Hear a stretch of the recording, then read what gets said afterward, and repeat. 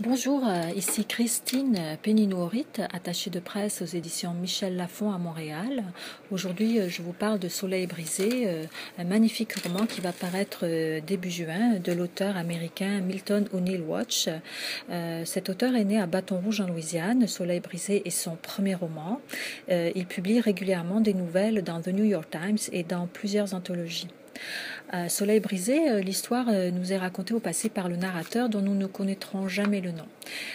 Nous sommes en 1989, il a 14 ans et il nous parle de l'amour fou qu'il a développé très jeune pour sa petite voisine Lindy Simpson qui au moment où en 1989 a 15 ans. Lindy, un soir d'été, rentre chez elle et est victime d'une agression. Elle tombe à bicyclette, une embuscade lui avait été tendue.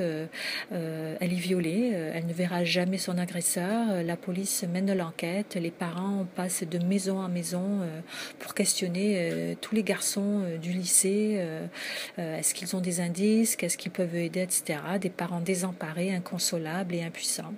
Alors, la police mène l'enquête. Ça va être une véritable galerie de portraits. Le narrateur lui-même va être suspecté, plein d'autres jeunes, un professeur, chaque personne ayant une particularité, une personnalité.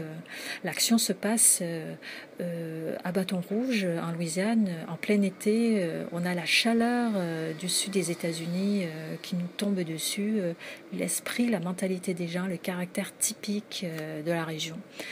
Mon avis, je vous dirais que Soleil brisé est un roman sur la mémoire et toutes les bribes du quotidien oubliées qui finalement reviennent à un moment donné, nous frappent au détour de la vie et qui, mises bout à bout, vont révéler, mais plus tard, bien plus tard, la solution de certains événements et situations. On voit qu'il faut laisser souvent passer les années pour comprendre et voir les choses telles qu'elles ont été.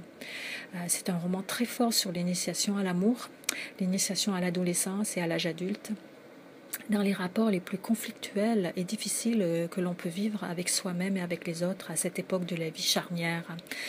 C'est un récit qui est chargé de désir et d'inculpabilité. Il nous plonge dans l'atmosphère collante et typique du sud des États-Unis, je disais.